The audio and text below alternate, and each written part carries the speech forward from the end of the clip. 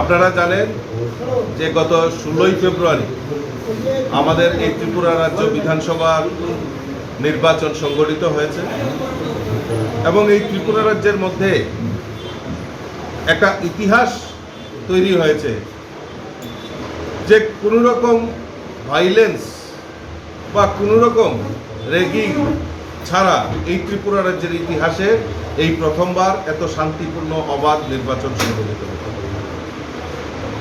আমি আপনাদের মাধ্যমে প্রথমেই রাজ্যের নির্বাচন কমিশন হোক, আরক্ষা প্রশাসন হোক এবং এই রাজ্যের ভোটাধিকার যারা প্রয়োগ করেছেন গণদেবতা তাদেরকে আমি ধন্যবাদ জানিয়েছি।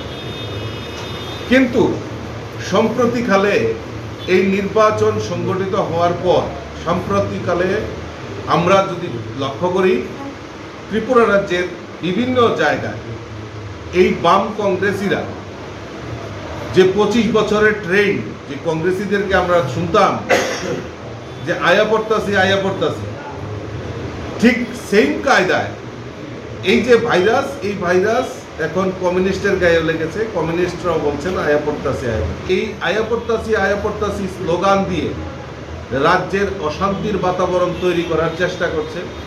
আমি তাদের কাছে অনুরোধ রাখতে চাই যে এই সমস্ত কাজ থেকে আপনারা বিরত থাকুন। ত্রিপুরা রাজ্যের মানুষ অশান্তি চায় না, ত্রিপুরা রাজ্যের মানুষ চায় শান্তি।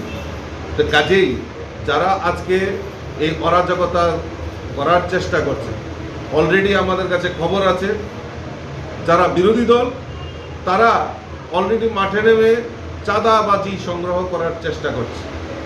আমি তাদেরকেও হুঁশিয়ারি দিতে চাই, রাজ্যে 5 বছর ভারতীয় জনতা পার্টির সরকার থাকাকালীন কোথাও কোনো ধরনের কাউকে 1 টাকাও চাঁদা দিতে হয়নি।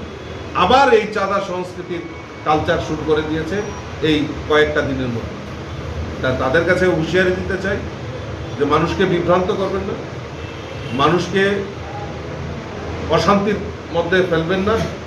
আর ভারতীয় জনতা পার্টির কার্যকর্তারা, আমি বিভিন্ন জেলাতে সফর করছি, আমি উত্তর ত্রিপুরা থেকে শুরু করে ঊনকোটি জেলা এবং রাজ্যের বিভিন্ন জেলাতে আমি সফর করছি।